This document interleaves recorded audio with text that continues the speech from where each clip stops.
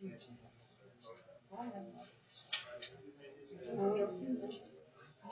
when my family was here, we moved to my house, and it's kind of brand new, other than Apple and my watch. And the rest of it was brand new. So, yeah, we were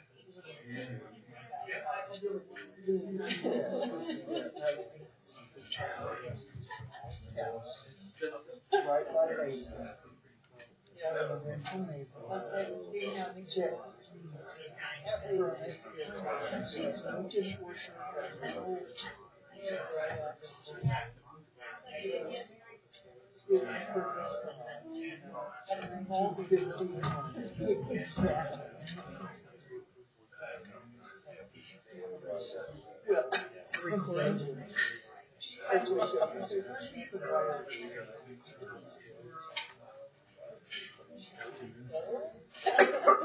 Yeah, I'm not doing it. Turn it on.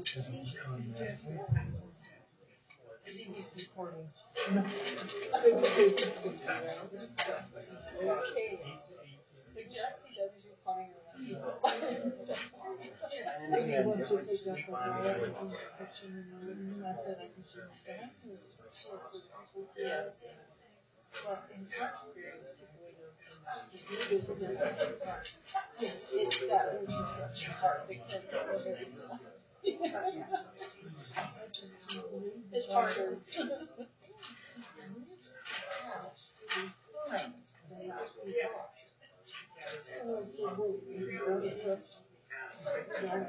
Range for me. No, I'm just going to share this stuff. I said, and then just and we just ask at the bed, your couch. Yeah, we just need to turn it on. Okay. I'm not, yeah, I'm not.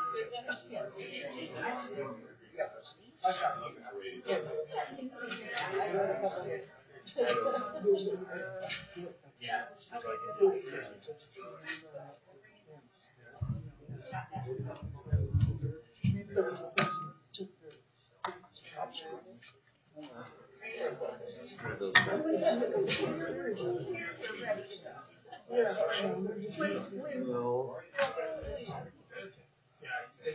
my brother did something.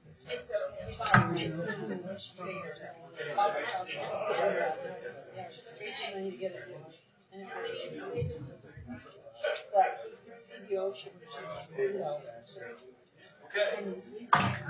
why is no one screening on here?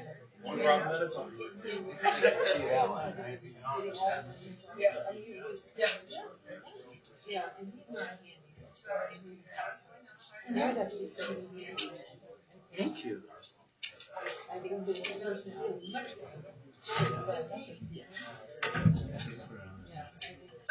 great.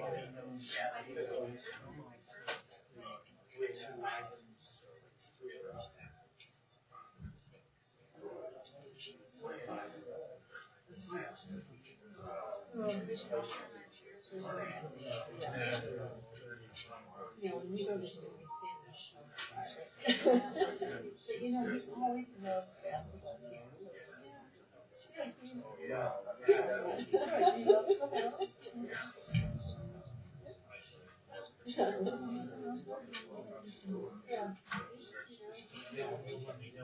That's right. I'll meet you at the restaurant. Technology, isn't it great? Yeah, it's great when it works.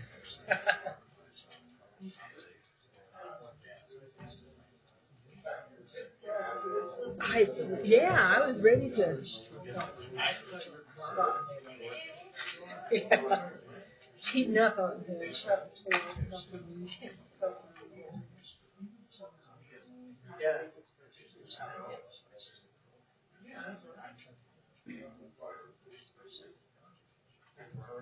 There we go. Good job, Bill.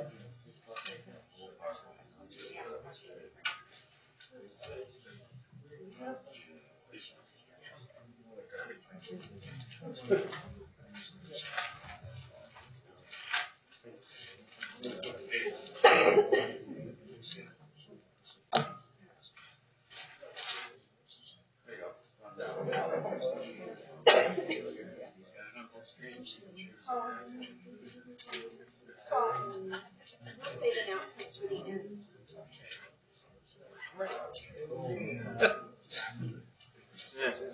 Once in a while.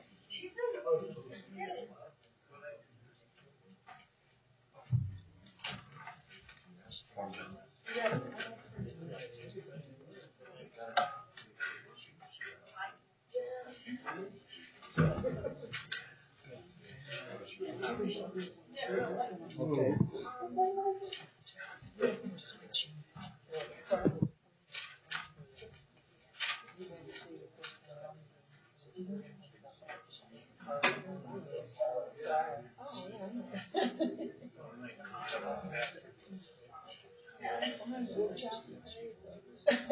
That'll be fun.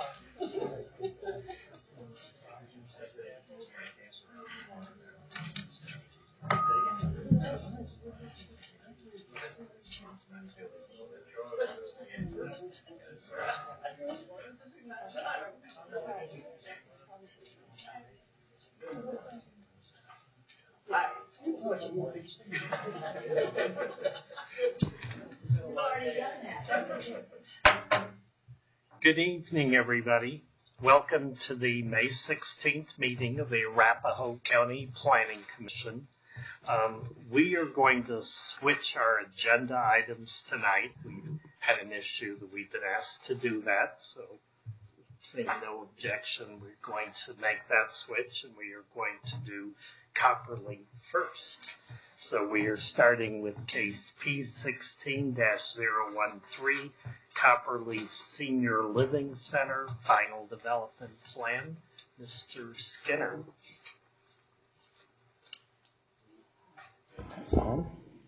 Okay, planning commissioners, hi. P16-013, it's final development plan. These would be the site plan aspects of a PDP, FDP.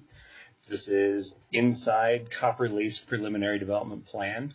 Staff, of course, compared the FDP application to the underlying PDP for compliance, but I've been remiss kind of jumping in the middle of this. The site's generally located on the southwest corner of Quincy and Copperleaf Boulevard. The site's been posted and noticed for tonight's hearing. It will proceed on to the board. Tonight, Planning Commission will be making a recommendation similar to the staff recommendation. Final development plan, which I went through briefly, is for the first component of a senior community. We'll have tonight the assisted living component, and then over time, there will be more to this, hence the term community. But right now, we just have the first component. The applicant has a presentation, as you probably sawing us scurrying around trying to get running. So I'm going to move aside after a few basic facts. They're talking about 142 units. We're talking about a 3-acre site. We found it to be generally compliant with Copperleaf's PDP and with county regulations, with one exception regarding sign height. They're asking for a 12-foot monument sign.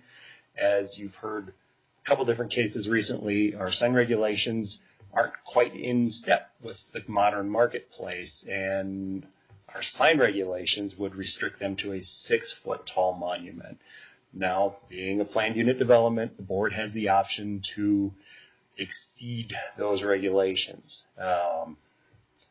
Staff is going to stand by the regulations as we have to, but we will conduct the applicant to the board and give them the chance to have the discussion with the board regarding the potential sign. I do think I'd like to take any quick questions and step aside so you can see the presentation, and then we'll come back to me for anything that may remain unanswered. Let's do that. Okay, so having said so, we'll have George Swintz come up and we'll move on. Thank you. Good evening. My name is George Swintz. I live at 528 Silver Circle in Breckenridge, Colorado. And I'm excited to be before you tonight. Thank you, Mr. Chairman and members of the Planning Commission, for moving us up a little bit. My dad lives independently, but he had a bit of an issue a couple hours ago, so I'm here to make a presentation and ask for your approval and then go attend to him. He's not in an assisted living facility as yet. I wanted to make some introductions. I think you know Richard Frank with South Quincy Highlands Residential Investors. Also here are Kathy Elliman and Steve Shersonsky, who are the developer client here that are under contract to purchase the property to build the assisted living building. And also here is Kevin. He is our architect. Cliff is the good-looking bald guy over there. So we've got the technical people here to answer any questions that you might have after I make our presentation. Next slide, Kevin. We have a simple agenda tonight. We want to talk about the project. We're going to talk a little bit about demographics and the services that are going to be provided in the building, and then some details about the project. So we'll get into the project a little bit as far as the site planning and so forth. We do want to talk about the sign, as Bill had mentioned, the economic impacts of our project, and then take your questions and hopefully give you answers. Next slide. So the project is 123 acres. There's a discrepancy. Sorry. It's a smaller project. It's 3.3 acres, 3 stories, 123 units of assisted living. There is a discrepancy in the report that previously we had a higher amount. Bill might have quoted you, might have caught it, 142 units. It's actually 123 units of assisted living and memory care units. Next slide, please. Here's some interesting demographics. If you look at the slide here, and you may have seen this before because this is a trend that we would all understand of the growth of the population in excess of age 65. So if you look at the 2010 range, it's just under 60,000. And, you know, in the next 30 years, we're going to have in Arapahoe County over 160,000 people that are older than 65 years. It's my parents, as I have told you, that are in that bubble that's moving up, but then I'm in the baby boomer bubble, and that is to come a lot of demand for these types of facilities in the future. So what we provide in the assisted living space, as we call it, and this is kind of in reverse order. So at the top of the list is hospice, the most acute kind of care. But what I want you to do is look at the bottom of the list, and then we're going to work up. The project that we are involved with is not independent living, which is what my dad is as of today. And then assisted living is what we're proposing, and memory care. So if you have a memory loss, a dementia patient, it would be also something that could be done in this project. It's not a nursing home. It's not a hospital. It's not hospice. As we get towards end of life, there's more and more acute care. But we have independent seniors that probably don't drive much anymore, but they'll go out of the building and go shopping with their children or with their grandchildren and be active members of the community, maybe even volunteering at the local elementary school. So that's what we call the continuum of care. Our section of that is the assisted living memory care section. What we provide are 3 meals, dressing assistance, bathing assistance, the things that a senior can't do on their own independently, activities. We've got a salon in the building. And we do medical visits. So if one of our residents needs assistance to get to a doctor's appointment, we can provide that. We'll monitor their drug intake. We do physical therapy. We have wellness programs. And our habit has been that even though the state does not require us to have a nurse on site, we do have a nurse that is there to care for our residents. So this is where we are, and let me grab my pointer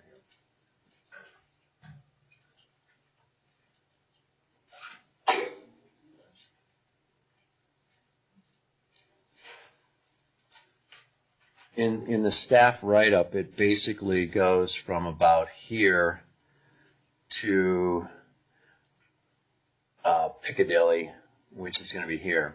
And we're going to blow this up, but basically what you need to understand is here's I-70, Quincy at the top, Copperleaf Boulevard, and Piccadilly on the other side. The next slide shows where our development is. It's this postage stamp piece that's between the 2 existing traffic lights and then has a drive lane that comes out to Copperleaf Boulevard. Last week I came to see all of you in action, and we talked about, or you talked about, I didn't, the Maverick project, the gas station that would be right on this corner here. So that's orientation where we are. A very complementary use to the other uses that are out there, because we do have employees that are going to be renting apartments. We have employees that are going to be buying gas, et cetera, et cetera. Next slide, Kevin. So what the Board of County Commissioners deals with is the plat, and the lot is actually already platted. It's this larger piece. We've highlighted in the pinker color what the first phase of the project is. So the assisted living building goes on this location. The access points are through a interim full movement intersection on Copperleaf Boulevard, and there's a 3/4 movement intersection, so you could turn into the site, you could turn out of the site, and if you're going westbound on Quincy, you could come into the front door of the project. That's the access for the whole 15 acres that's here, that's on Quincy. There's only one access on Quincy, and it's somewhat limited to that 3/4 movement. To the west, could you back up a slide, Kevin? There you go. So the Copperleaf commercial project of Mr. Frank's is in this location, and some of our access eventually with future phases will connect into a roadway that will actually access also over here to Piccadilly. So that's the access into the project. I would comment that there really is not a lot of traffic that comes in and out of these facilities. Uncle Bill or George Sr., in my case, might want his car to be out in the parking lot, but I've taken the keys away from him. There are, we'll get to this a little bit later, but about 40 employees during the day, and visitors that might come, and about 20 employees that we have during the evening. So it's not a heavy, high traffic generator with this type of a use. And so I'll go to the next slide, Kevin. Thank you. So here's a little bit more detail. The white H, capital H-shaped building is the roof of the building. We have, and I'll show you some pictures of this, but there's a porte-cochere, so there's a covering so that seniors can be dropped off before they come into the building. On the south side, we got a nice sunny lit courtyard that affords an outside space for our seniors, and then the parking that goes all the way around. Here is the curb cut that I mentioned previously off of Quincy.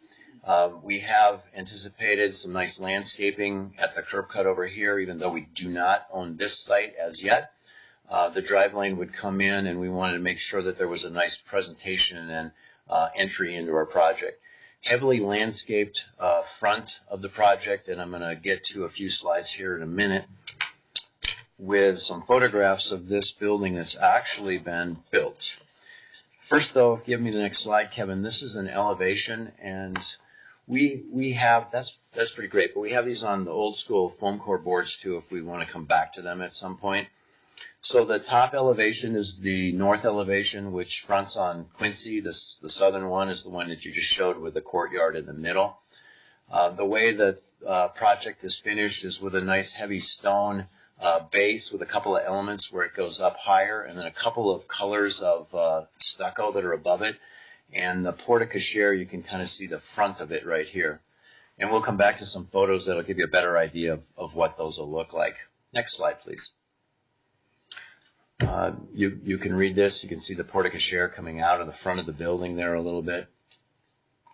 So the east and west sides elevations of the three-story building. Next slide. So this project has been done by this team several different places. Here's a shot of Loveland, a project that's probably now about 7 years old. 10.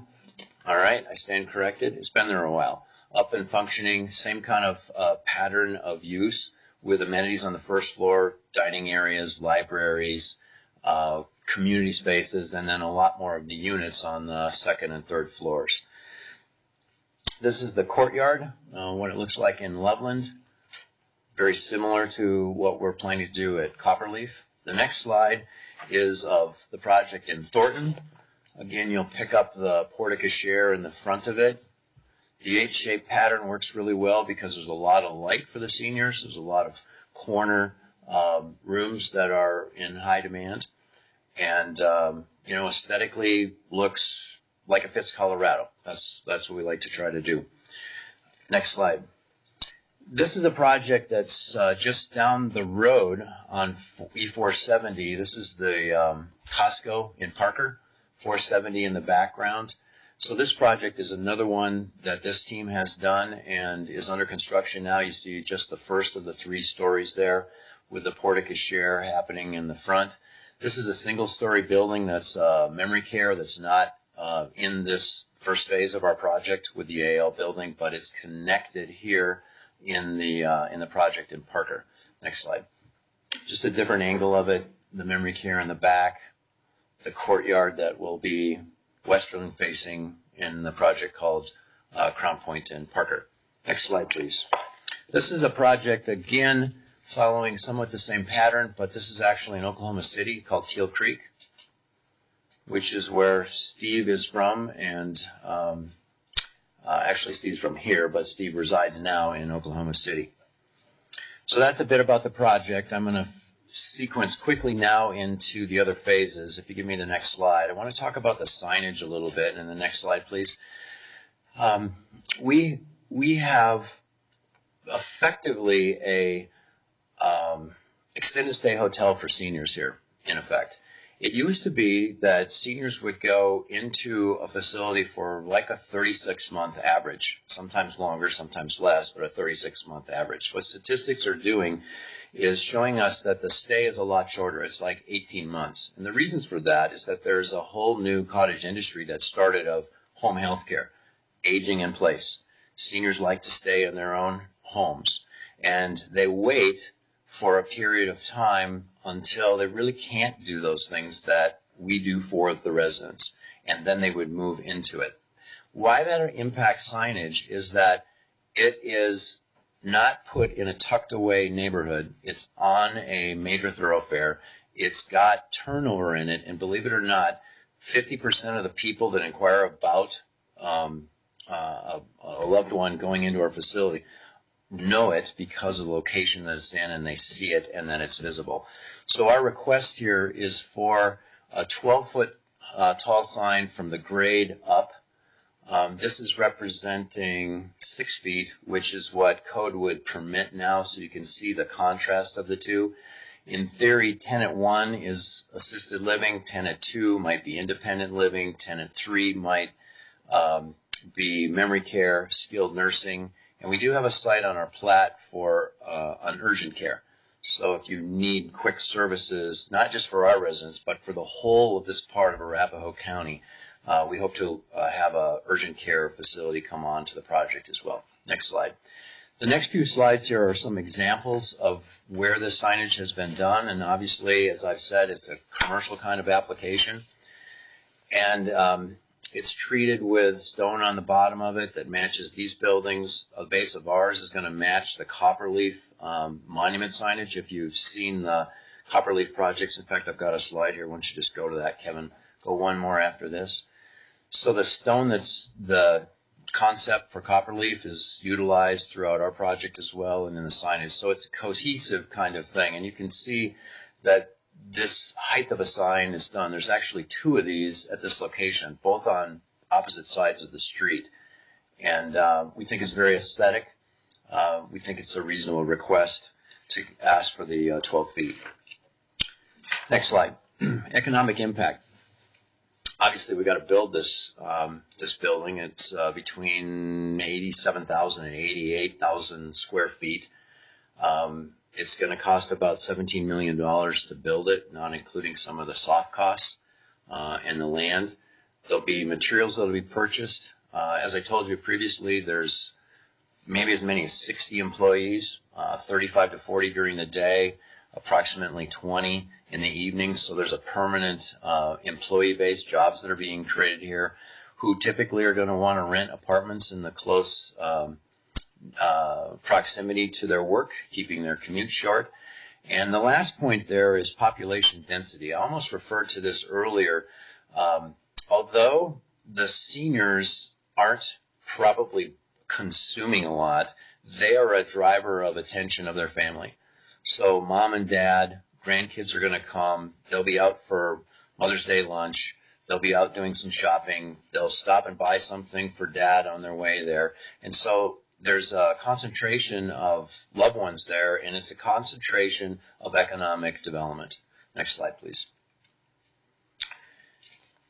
So there's a benefit to existing and future medical that is in the area because obviously these folks will need some treatment. There'll be some people that will stay in hotels. I mentioned before they're going to be dining out.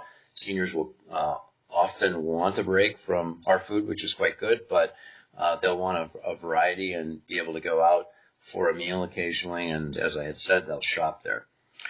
Next slide. So we are asking for your approval of our final development plan. We have agreed to the conditions of the motion that staff has suggested as far as our compliance with some of those conditions. We think the staff has done a really great job in working with us. Thank you, Bill. I don't see where you are here at the moment, but appreciate all that you've done to help us comply with the rules. Basically, the playbook is what the staff interprets, and with the exception of the question on whether or not you like our 12-foot sign or not, we've basically complied with the rules and will continue to do that. So under the property rights, complying with the rules, we think we've got a defendable case to ask for your approval on a project this evening. At this juncture, next slide, please, we'll entertain any questions that you might have. Okay. So, hi there. Hello. Where exactly you're proposing your 12-foot sign? Great question. Kevin, you can go back to the site plan. There's a median in the curb cut on Quincy, and it goes in the median that's on our curb cut. Kevin's working his way back to it.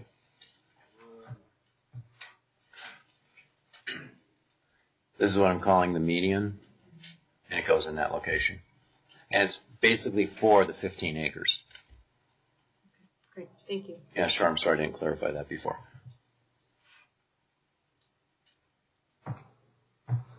Other questions? I have a question about the ECCV's letter on January 3rd. They talked about the sewer main shown underneath parking and lighting and landscaping along the south side. They want you to realign it. Where do you stand there? I'm going to defer to Clifford on that question. Did you hear him? Please come forward. Yeah. If you could give your name and address for the record. Clifford Nettershall, 6901 South Pierce Street, Littleton, Colorado.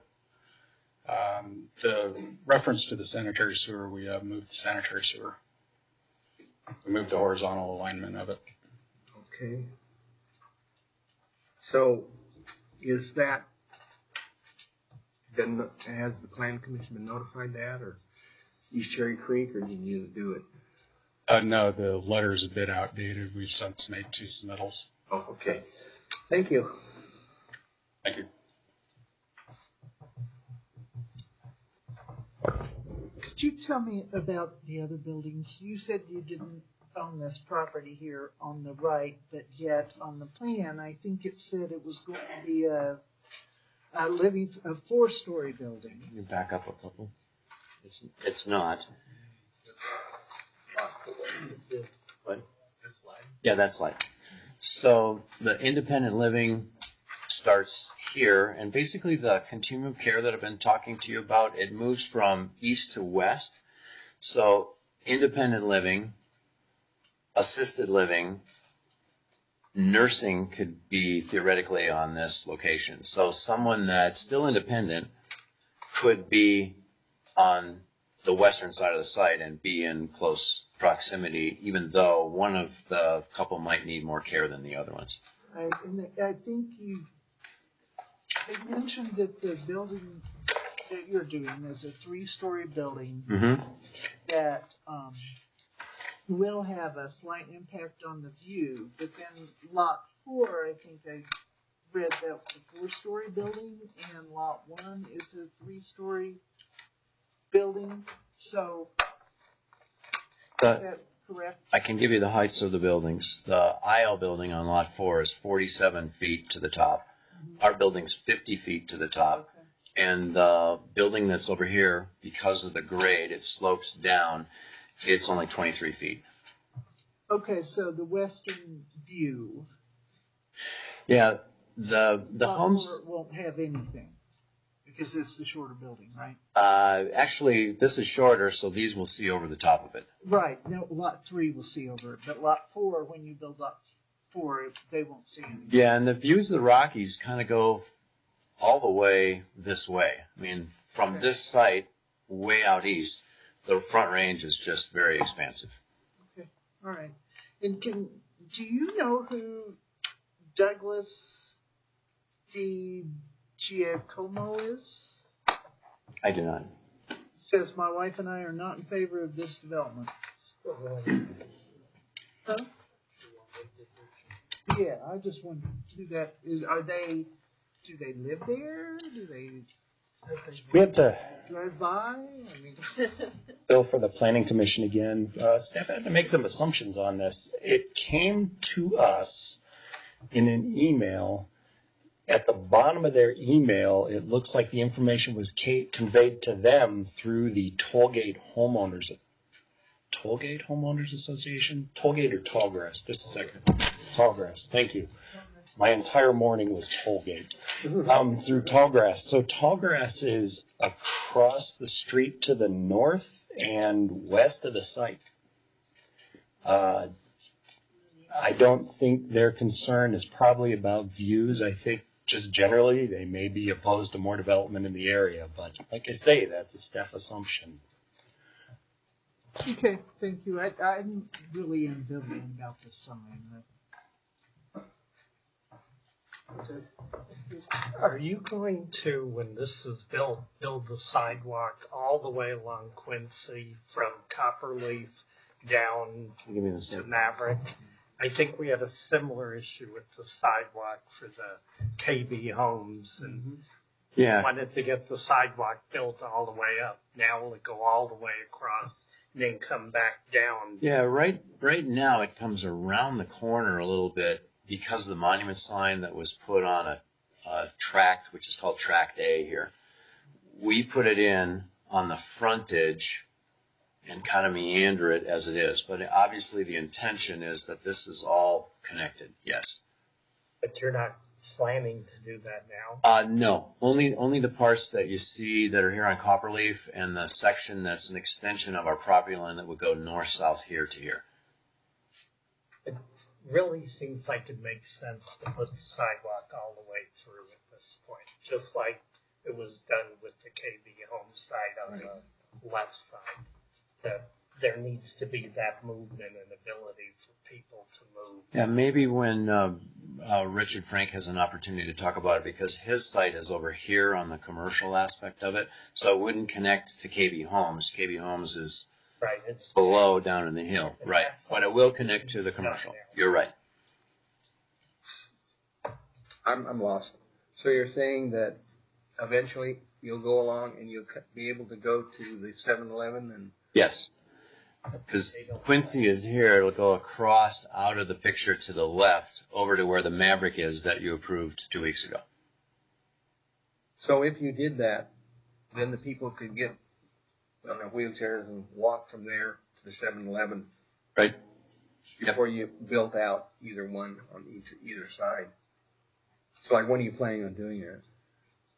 I don't know what the answer is to when it connects in here to the commercial. So we'll have to have Richard comment about that, because his site's 6 acres and our site is 15 acres. So he's got a lot of frontage there as well. So that would be if you did yours, you still couldn't connect to anything. Initially, that's the case. So his site- Right. That's right. right. If you lived in here and wanted to go where you to walk in the dirt. Mud. Run across the street and get hit. One of the issues with sidewalk all the way across here is that there's some grading that needs to be done on the site. It's a large site and there's some slope to it, so Clifford and the engineering team have done a great job of balancing the site. But there's some grade issues that make the sidewalk a little bit problematic initially. So that leads me into lot one. It looks like it's kind of a drainage catcher or a temporary sediment pond or something over there right now. Is that correct? I mean, there is temporary drainage that comes down through it, but it's all been engineered to go into the drainage system on a permanent basis.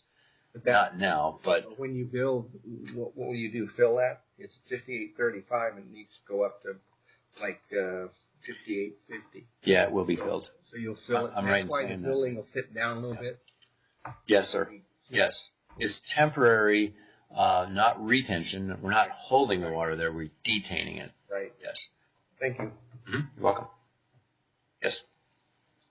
Can you describe what kind of landscaping you're proposing? Sure. So there are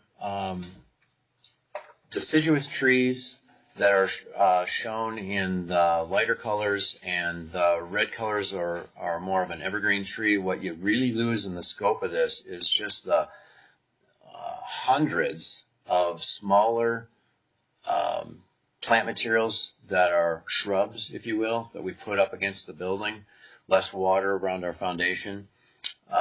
And keeps the water away from the foundation. What are you trying to do? Looking at Park Regency. Ah, great example. Yeah. Early in its maturity. This is the newest of the projects that have been done by this team in Colorado. Teal Creek opened just recently. This has been here for a few years now. This is a picture when it was first built. Is that a 14-foot monument? Oh, no. I don't know how tall that one is. 12. No, I'm asking. They want 14. Is that? I don't think that's good. Does anybody know on the team how tall that is? 8 feet? Yeah, we're thinking that's 8 feet. There is a taller one, Kathy says, up on the main road. Right. This is a new nurse. The block, once you turn off 128. Right. Excuse me, Mr. Rosenberg, it would really help if people could come to the podium. Right. Would you like Kathy to come to the podium or not? Or you could state it, I guess. I'll let you come to the podium. Who you are and where you live.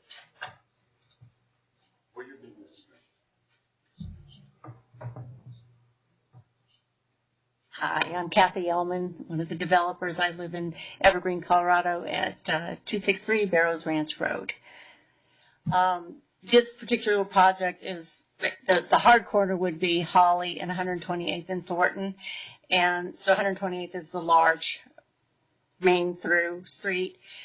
So you turn, and this is just west of Holly. So you turn off of 128th onto Glencoe, which is 2 blocks west of Holly. So, and this is right on Glencoe and like 126th. So that's the sign that you enter. There's a large sign on the corner of 128th and Glencoe to also advertise this. There's also another sign on Holly and 126th because you can enter off of that street as well. So lots of signage. And it's been full, by the way. We actually did sell this project in 2014, and we sold it brand new, practically at CO, and they filled it up really fast, so it's done very well. They're very happy. Any other questions? I have a question. Sure. Kind of led into it. Okay. We've been voting on a lot of these types of Mm-hmm. and you show demographics and all.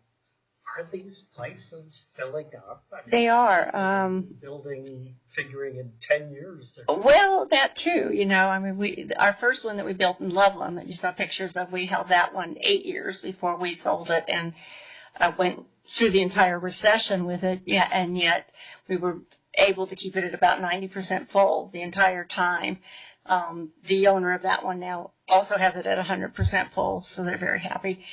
We sold that one in 2014 as well, and that's why now we have 5 projects in the works. You do have to really, really work hard on those demographics. In order for the bank to even finance it, you have to do a feasibility study and to prove that we do have the need. I think that Colorado in general, we just opened our one in Oklahoma City you heard about, and we've been open 4 weeks today. And we're 25% full, which isn't bad for 4 weeks at all. We're very happy. We're quite encouraged. Lot of demand in Oklahoma.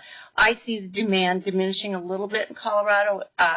My brother and I were really one of the first ones out of the box doing this 12 years ago when we started. And boy, everybody just caught right on, didn't they? Yes. So we're very particular about the sites that we choose. Steve and I are both from real estate backgrounds, so we're LLL, and we feel like that's still one of the most important things to doing these projects.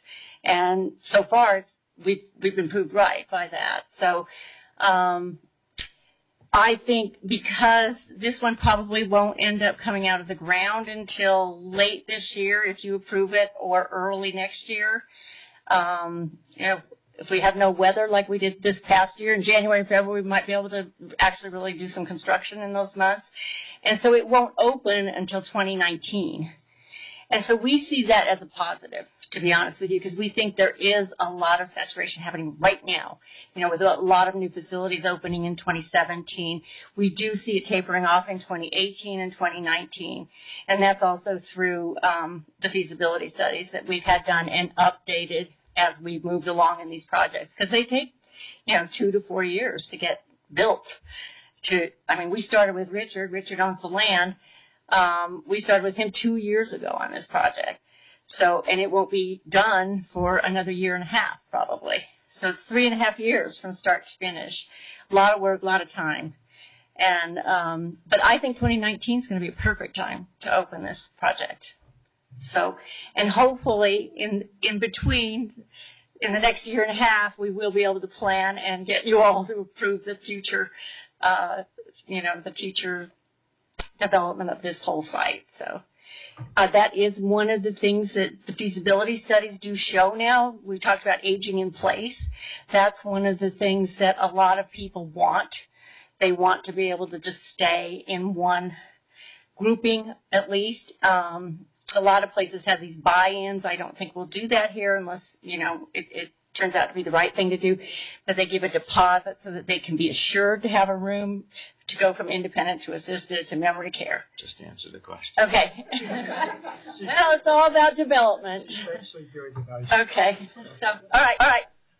Any other questions? Are these all private payer? Yes, they are planned to be private pay.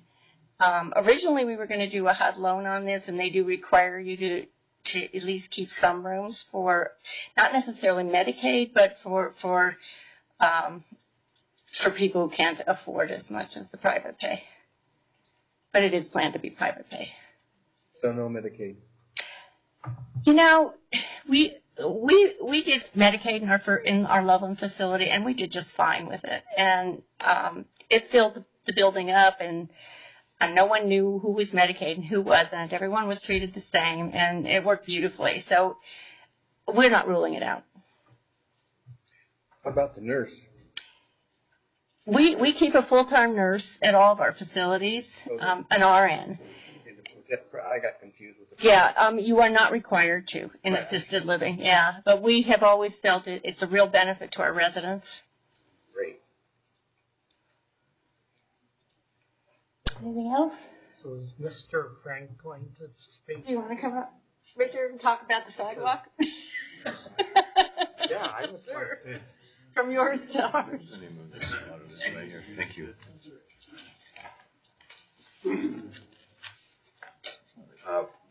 Richard Frank, 7400 East Orchard, Greenwood Village, 80111. Sidewalks are us.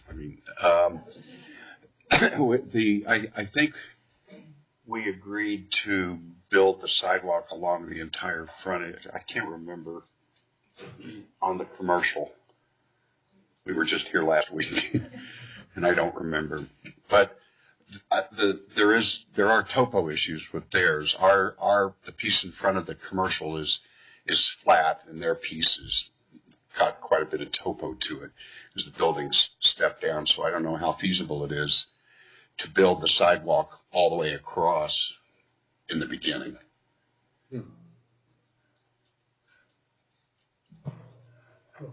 Well, and you'd likely have some issues with your construction vehicles damaging the sidewalk as you develop the additional sites, I would imagine.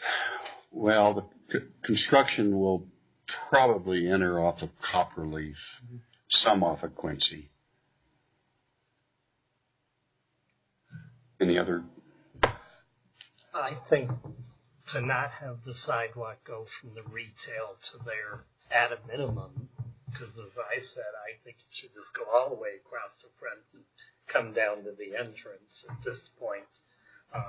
But to not have it go from the retail to this site at this time just doesn't make any sense to me. I guess, number one, it's up to these fellas, but also I guess I'd have to ask the engineer if they could do that initially.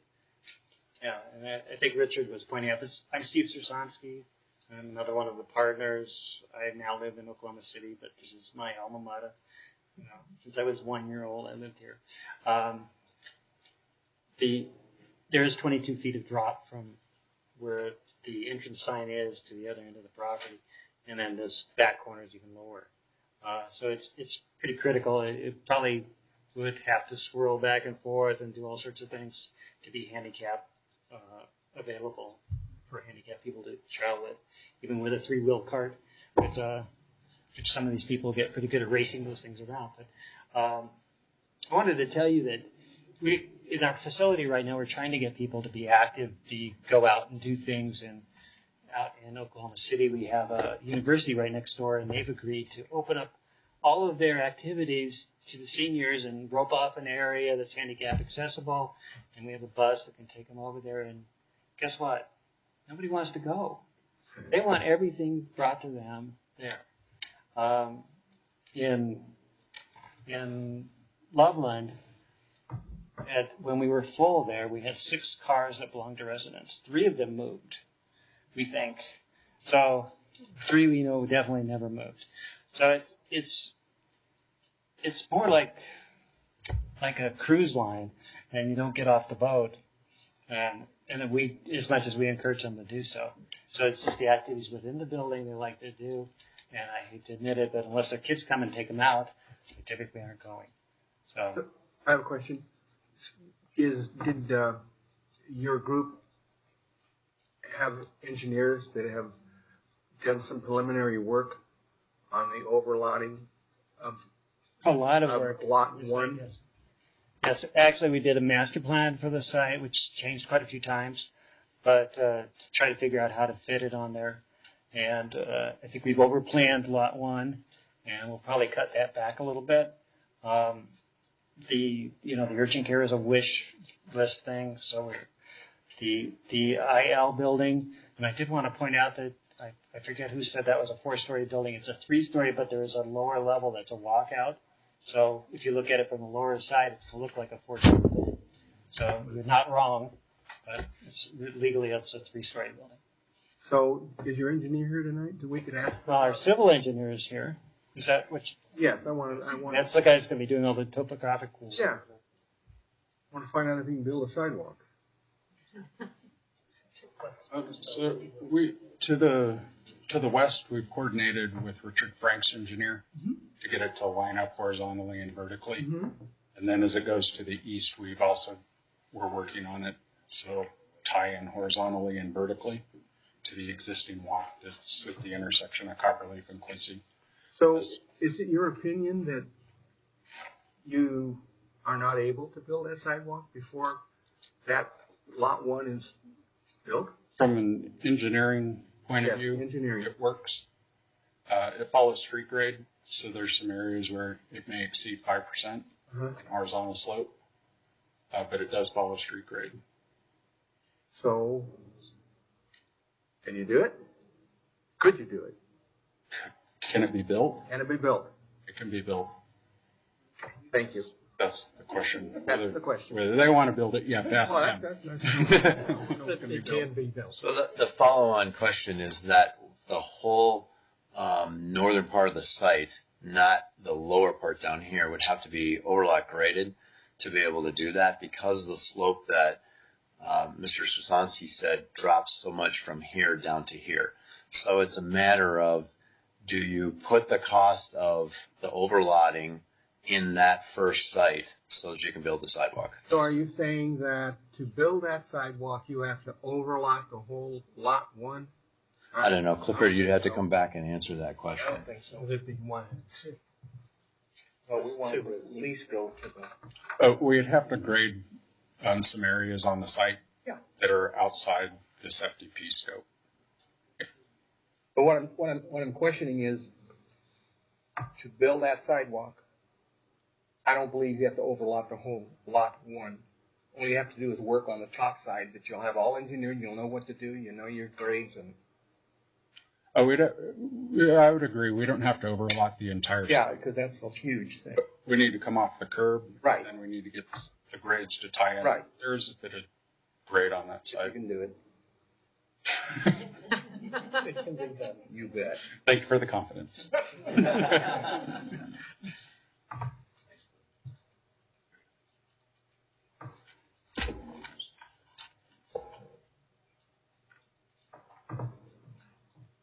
Any other questions? None? Okay. Thank you, Mr. Chairman. Yes. Thank you. Mr. Skinner? Well,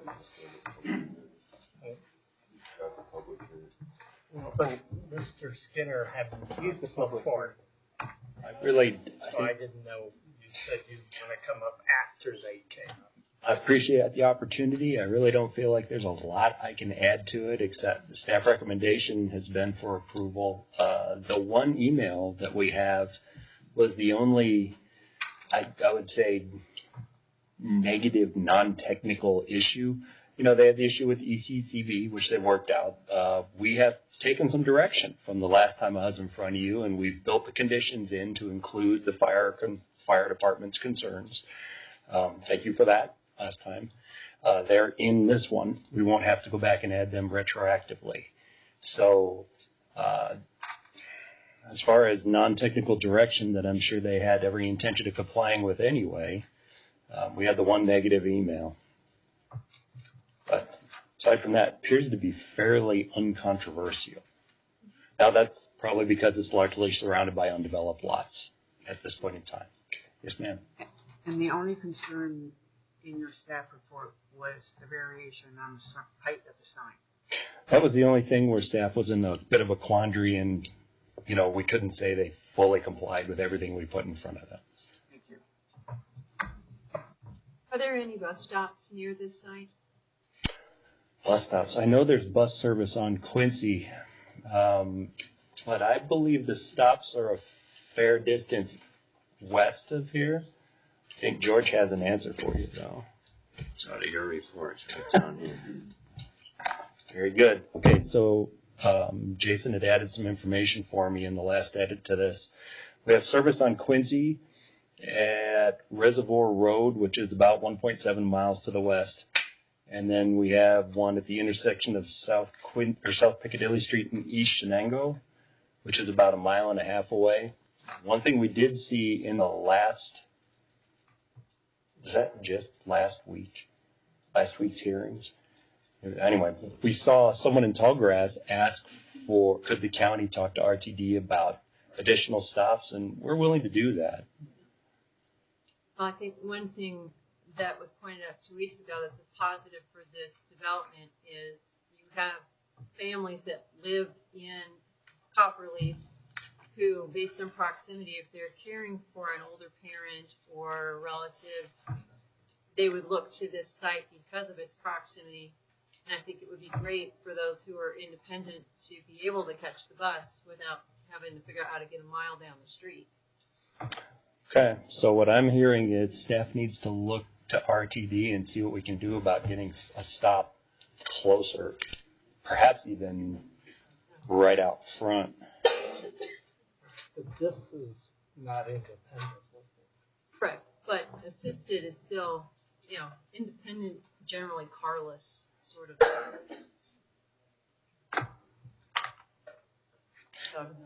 Not typically, they wouldn't want to take the bus unless it's a guided bus.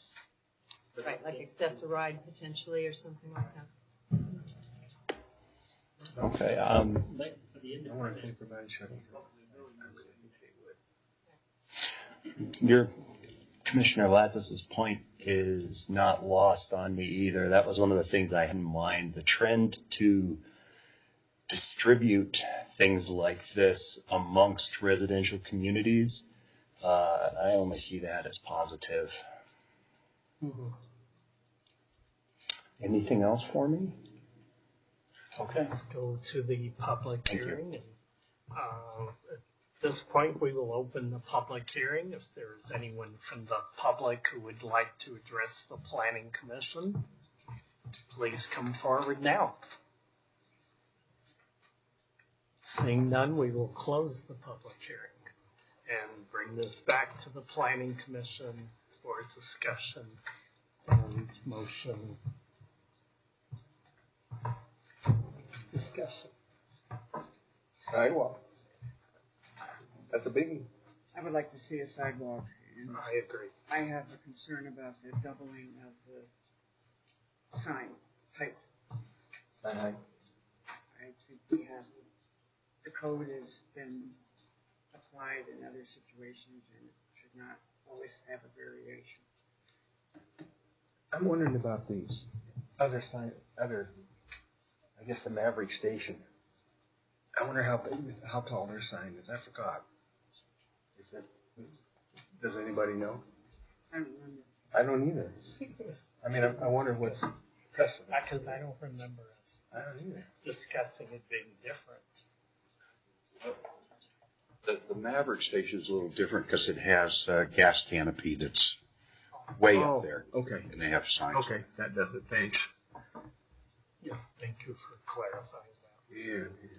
Yeah, because Mr. Skinner inferred that we're a little out of step with sign codes. Mm-hmm. I have to say, I just spent this weekend in Hilton Head, and it's all seniors. A lot of seniors are there, and I don't think there was a sign.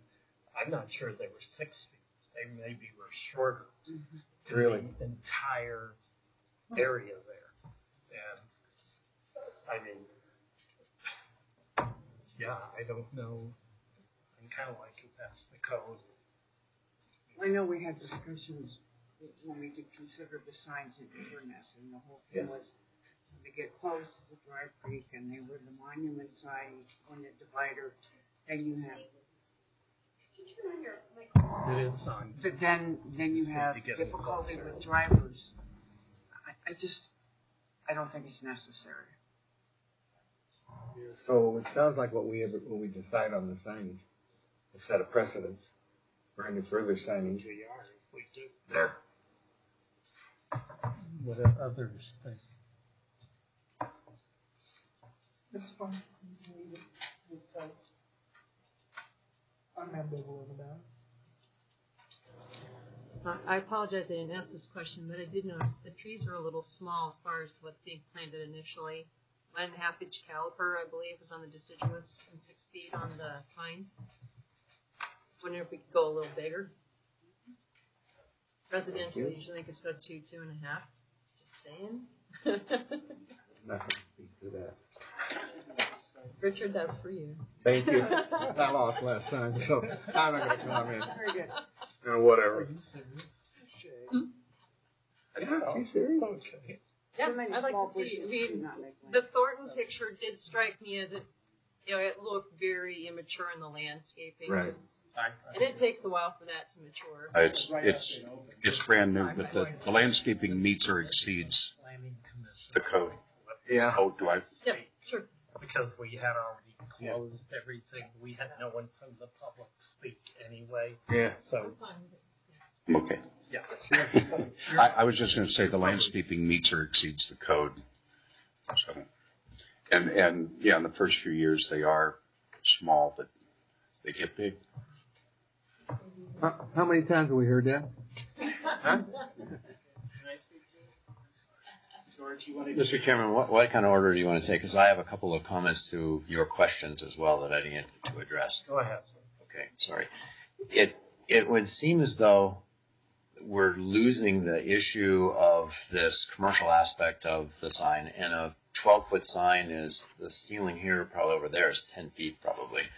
So it's not as big as you might think. It's twice the height of the code allowed sign. I get that. But in the scope of the landscape that's out there, it's really going to get lost. It's shorter probably than the sign that's right there. Because that probably is 12 feet above the base. So I've kind of maybe over-exaggerated how big it would really be by doing that. If you choose not to agree to the 12-foot sign, maybe an 8-foot sign would be something that would be more palatable to the commission. And relative to the sidewalk, it seems as though that could be a timing issue, that when the commercial part is done, that it gets connected, because right now if we put ours in, there's going to be hundreds of yards before it gets over to the Maverick site that you've approved, so it really doesn't go anywhere anyway. So that when the next phase is done or something, the sidewalk has to be extended over is just a suggestion on timing of the sidewalk issue, because right now you're asking the developer to improve ground that he doesn't own, right? That's not exactly true. Sorry, I just want to, from the legal standpoint, we're purchasing all the ground, but it's all encumbered. And so we can't build on it right away until we release it from Richards and his partners hold. So you will own all of the land between. That's the intention, is that we will own the front 15 acres. That's what I mean. Along the Richard probably could allow you to put the Sure, we'll ask him to release that property free. And he has done. I've asked him for that before, so. So, if I understand you right, it's under negotiation with Richard right now, whether you're going to purchase it or not. No. Is that a done deal? Yeah, it's a 2-year-old contract at this point. Oh. Yes. But then there's no reason you can't put the sidewalk in because you own it. Right, we don't even own it, right. No, you do own it. You said 2 years ago you. Right. Well, at this point we don't. Why? Because there's a timing. It's the timing. So you can decide whether we're buying it or not right now. So maybe you'd be willing to put the sidewalk in when you own it properly, or whatever you want to say. That's what we're proposing. As we develop each site, that we put the sidewalk in, and we would like. They can use their sidewalk. But they are going to purchase it. Well, I don't understand why they can't do it then. He was saying that based on where you're at now, that he could allow you to go ahead and when you get the sidewalk, yes. And you wouldn't lose because you're not gonna not buy it. We pile a whole bunch of dollars as expenditure on phase 1, which it'd have to then assign to phase 2 and 3 to get recouped. But in the meantime, it would burden phase 1 and its ability to perform. Which that's the bottom line, is we don't want to have so much debt on it that it can't break even in any reasonable amount of time. So, I guess what you're saying is you don't have the money to build a sidewalk that is now in negotiations. That portion, you don't have the money to do that. You have the money to do the other one. Don't worry about that. We'll decide. Okay. What we I think. think we can address that.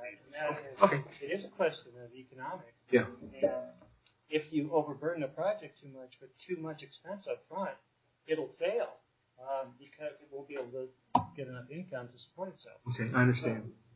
You answered my question. You don't have the money allotted to do it. We don't have it in the budget for phase 1. Right. Yes. Okay. I guess regarding the sidewalks, my parents live at Park Regency in Thornton. I've never seen anybody walk on the sidewalks. There you go, we built it. And there's sidewalks all the way around. Well, then we don't need to build any sidewalks. Nobody. Well, no, I've never. We actually like They only. No, they only go out to the outside perimeter to smoke, and that's about it. We really don't want them going too far off the property in case they have a battery failure or something like that. And yeah. We have to go and find them. I'm done. back to the sign. The Walmart and the Home Depot in Hilton didn't have a sign higher than 6 feet. So if it works for Walmart, and it was a big giant super Walmart, it seems like our code's not that out of step to me. So where are we? Somebody, Mr. Chair, let me make a motion. Okay. It may get amended, but let's start with it. In the case of P16013, Copperleaf Senior Living FDP, the commissioners have read the staff report. We find ourselves in agreement with staff findings, including all plans and attachments as set forth in the staff report dated May 5, 2017, and recommend approval of these applications subject to conditions 1 through 3 listed in the staff report. Is there a second? I'll second. Okay. Now I have a question to clarify. So does that motion approve or send to the board the 12-foot sign? Yes. Yeah, Commissioner Brummel is right. That's the way the plans are submitted. That's the way the application sits today. That's what the motion refers to without further modification. Okay, if you have a motion. You go ahead. Okay, I'm going to move an amendment to the motion that we, that the sign code is the sign code and it should be observed. I second that. Okay, there's a motion and a second on that. Is there any discussion on that? Okay, let's vote on that. Would you call the roll on that? So if you vote for it, it's to change the sign to code. So this is just a vote on the amendment. The motion. Correct. Latsis. No. Ms. Chapman. Yes. Ms. Rick. Yes. Mr. Rader. Yes. Mr. Brummel. Oh. Mr. Saul. No. Mr. Rosenberg. Yes. So on a 4-3 vote, the motion is amended to set the sign at the current code. Is there any other discussions on the motion? Any on sidewalks or anything? Okay, seeing none. And are we ready to vote on the motion as amended? Okay, could you call the roll? Ms. Latsis. Yes. Ms. Chapman. Yes. Ms. Rick. Yes. Mr. Rader. Yes. Mr. Brummel. Yes. Mr. Saul. Yes. Mr. Rosenberg. Yes. So on a 7-0 vote, it is sent to the Board of County Commissioners with the recommendation of approval with the sign at the sign code. Hopefully things are okay with your father.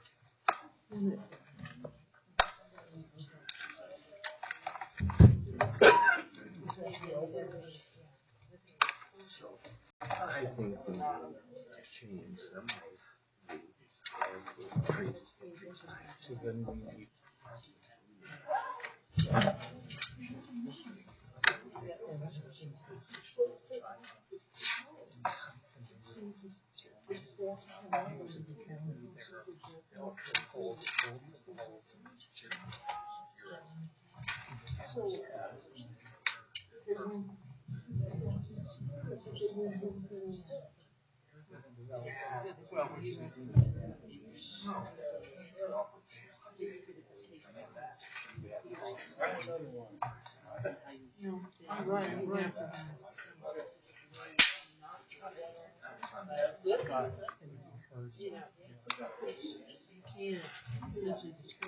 Oh, yeah.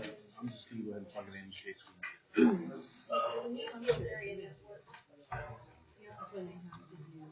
You'll hang out.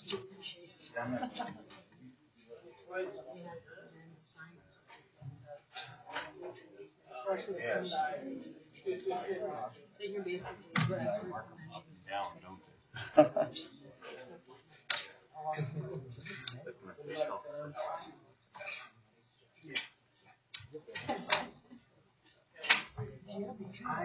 The sign's gonna be so little, you're not gonna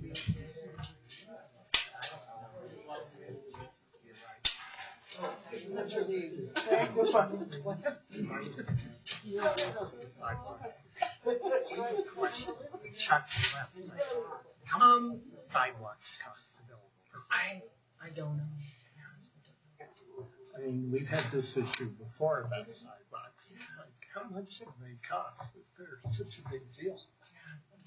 We have all these places around the county where there's sidewalk and no sidewalk and sidewalk and no sidewalk. It just doesn't make a lot of sense.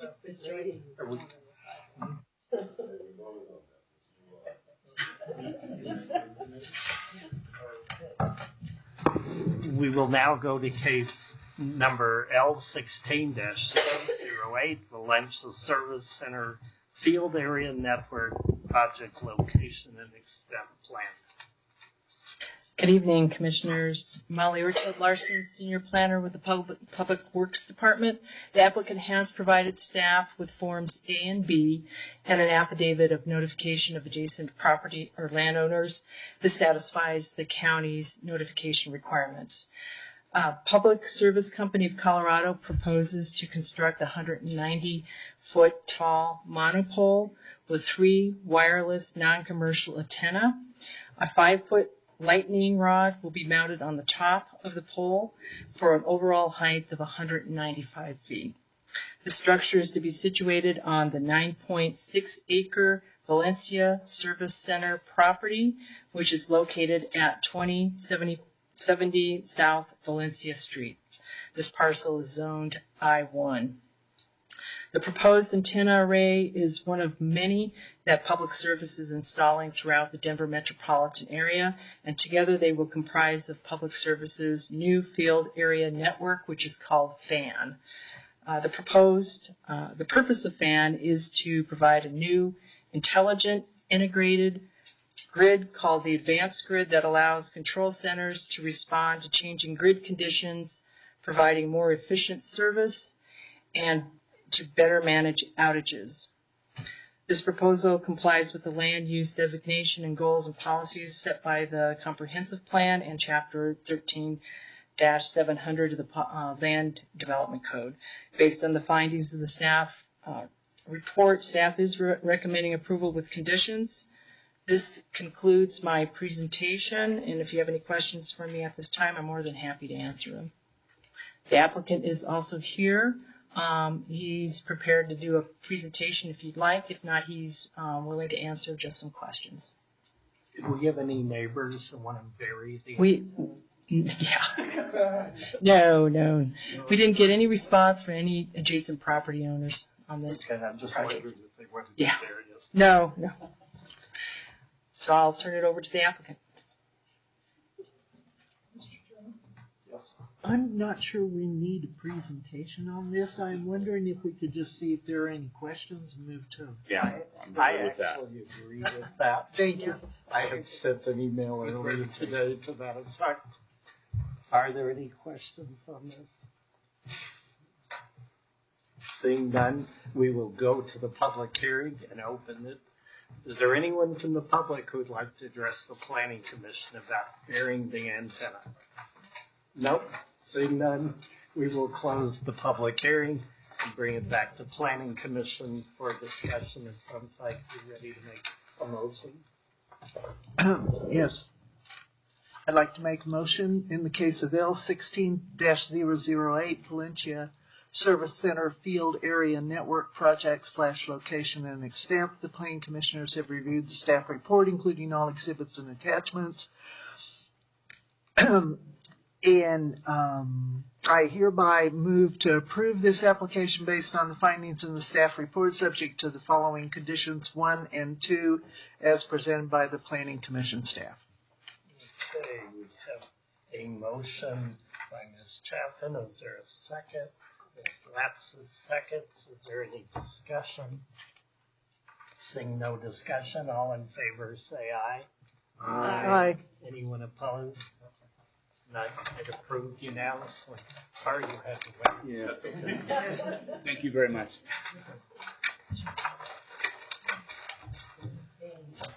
So how do we ask about? Do we have any announcements, Jan?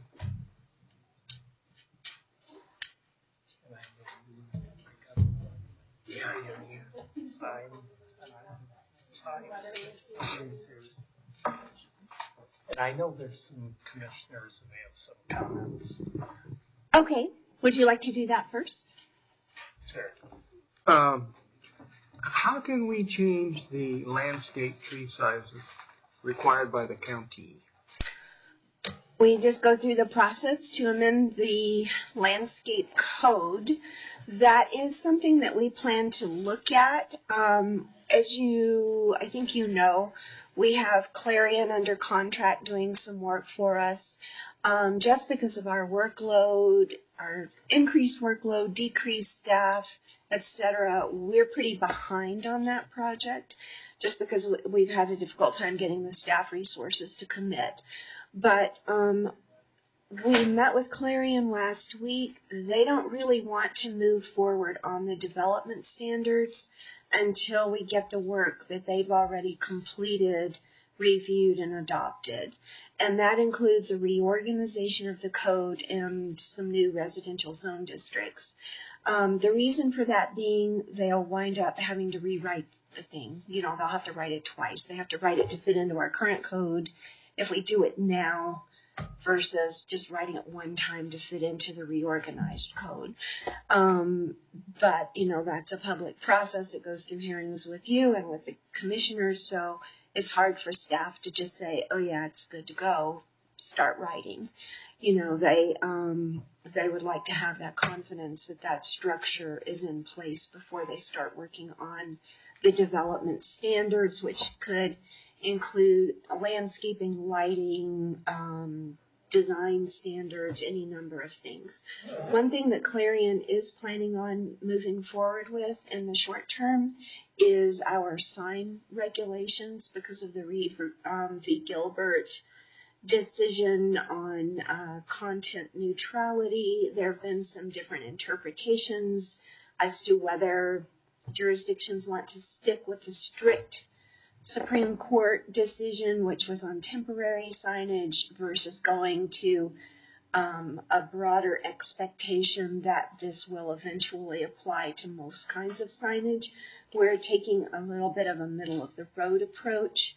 We do still plan to distinguish between types of signage, whether it's a business identification sign versus an entrance exit sign versus an off-site sign, for example. So we're not going to the full end of the extreme, but we're also not really planning to limit it just to temporary signage because, like City of Centennial went to a content neutral sign code several years ago. Some other cities have as well. So we're working in that direction, but I would guess we're a year off. So there's no way to temporarily change the code for the tree sizes? No. It's very specific. No. One thing you can keep in mind is that planned unit developments are essentially negotiated. If you're giving them something, the county can get something. So, yes, they might meet code. Yeah. That doesn't necessarily mean with a PUD that you have to strictly go with the code, but you need a good reason not to. You need to explain what your decision making is. Just make sure that's documented. The issue's coming up. The issue comes up. Right. But when we figure out a way to take care of the issue, nobody wants to vote with me. Now, I will tell you, having worked... Well, you voted, but two of us again, so maybe it's mute to even talk about it. Well, having worked in that industry, you're going to hear arguments that if you put in bigger trees, they're essentially going to go into shock and sit there. That's not true. Whereas the smaller trees will, it'll take them a few years to get going, but then they'll catch up. I won't consider myself an expert in that field. So. Too many years. In my projects, I put in hundreds of 12 and 15 foot pines spaded in. I didn't lose one of them ever. So if they're taken care of right, and they're not overwatered, and they're planted right, you obviously. So And then I the mean, decision those was are the just kind of the Ronnie. two options. Is if it's a planned unit development, you've got some wiggle room. You don't just have to say, "Oh well, meets code," and shrug and walk away. If it's a conventionally zoned property, if they meet code, they meet code. But we don't have a lot of those.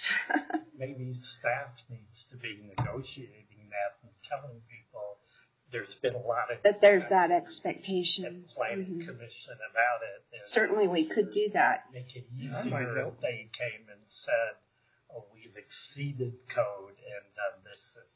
And you Yeah, get as a selling approval point quicker as and to easier. what they're providing for the community. Right, and sidewalks. The other, we have that with the KB homes going up to the. I think there's a lot more logic in their explanation of why they aren't doing sidewalks right now, because those are technically off-site sidewalks It's for this his project. comment actually, and more influence on me. I'm glad you made it. But, you know, I mean, I was last night in Atlanta with my 101-year-old aunt, and we pushed her in a wheelchair a half a block down the street to a restaurant. Sure. We went to eat, and she does not walk. She Sure. has to be moved in a wheelchair. Mhm. You know, And you can't do that without a sidewalk. right? We couldn't have gone. Yeah, I had my mother in assisted living over Lowry, Mhm. and of course they have sidewalks everywhere.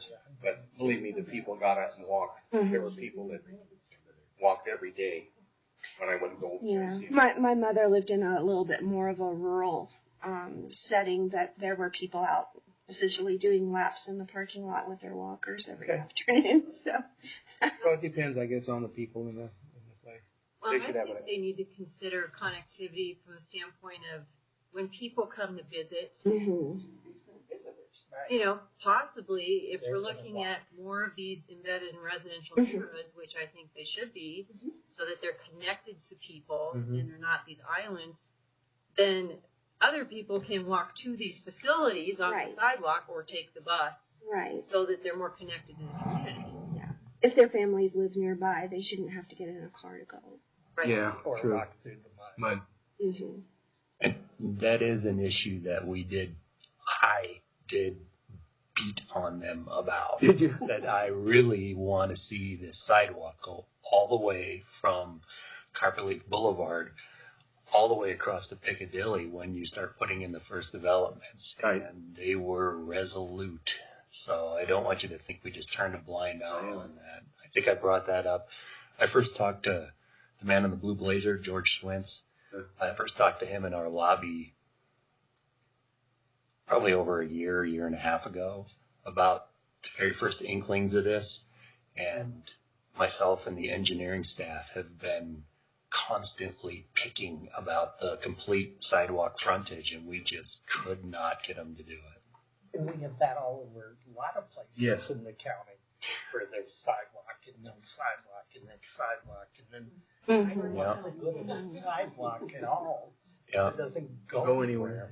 I was actually waiting for Richard to offer to just stick it in there for him because he's done that before. Yeah. And for some reason, he couldn't find a way to do that this time. Well, they're going to own the whole thing. They're going to have to do it eventually. Yeah, I'm as confused as you are. So don't tell me they can't do it. And we could have made a motion, but I guess nobody Really wanted to go there, just maybe you and me. Legally, what can we do? Anything like that? Can we go ahead and? Well, I think it could be a little problematic if they don't own the property and you're requiring someone to do something on someone else's property. But he said they did. They negotiated the sale. Well, yeah, and I think that didn't necessarily apply in this particular case. And the thing is, but I think they did offer to do it on a phased basis. Right. Well, it's common. So if they've made a commitment with a deposit on a large parcel, they may not be paying the full price until they take down a specific lot. That's true. That's true. And so, you know, But they may be coming back for the next lot. right. So they'll do, and I think what my understanding was the gentleman was trying to say is we want to allocate the grading and cost to each parcel as we develop it. Right. But, you know, I'm like, well, that would make sense if you have people who weren't mobile at all. They don't need the sidewalk as badly as people who are mobile. You know, Exactly. Well, and When we you walk to Mavericks. right, because if you were the retailers, I think you'd want the sidewalk. Yeah. Well, and we try and keep track of this, the fact that these aren't just serving these individual develops. I mean, there may be people who are completely west of Copperleaf who want to get to completely east of Copperleaf on foot. Mm. So it is a public improvement, and it's called out that way in the paperwork.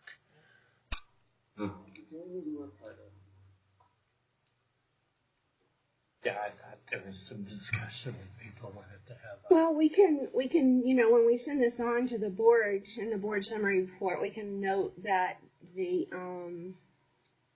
sidewalk was of concern to the planning commission, and although there was not a condition of approval specified, that there was a concern, and then if the board wants to take that up, they can take that up. Yes, from my perspective, I'd like to know how do the commissioners feel about some of these things that we're seeing recurring issues. I know we've put conditions out there, based on signage and things in the past, but they weren't adopted. So, because we're the advisory board, so I guess I kind of So like do they to know. want us to say yes, the sidewalks should go there or not? Right. We should tell them we strongly feel there should be a connected finish. It follows the roadway. It can't be that steep. Well, that's part of building a community. And Copperleaf is building a community. This particular developer is not, but Frank in Copperleaf is building a development in a community. And it's part of his. It is part of Copperleaf. Right, it is. So he has an obligation that we can't force. And then when it came to the sign issue, obviously we did vote 4-3 on that, and they, like I just said that. And I'm not sure I got Walmart's this. sign was no taller than 6 feet. Yeah, I'm not sure I got this in my notes, and I agree. I'm not quite sure why they need a 12-foot sign in that location. But as to who opposed that amendment, there were 3 who opposed the amendment. We voted 4-3. Yes, the 2 of them. Okay. I got one name wrong, so I'll fix that one name. I wasn't sure I caught it correctly. Some of us think if it's code, we should enforce that. I guess it's kind of like, we should vote for the trees because they're code, but we want to change the code. There have been a lot of requests for variances recently, and I appreciate Bill's comment. No.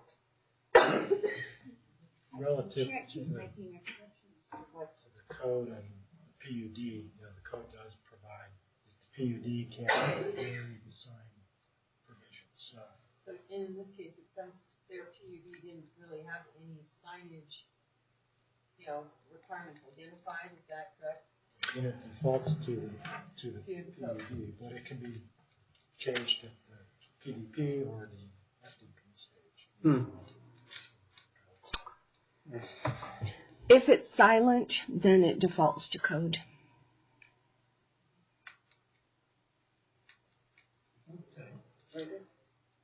Any other burning topics?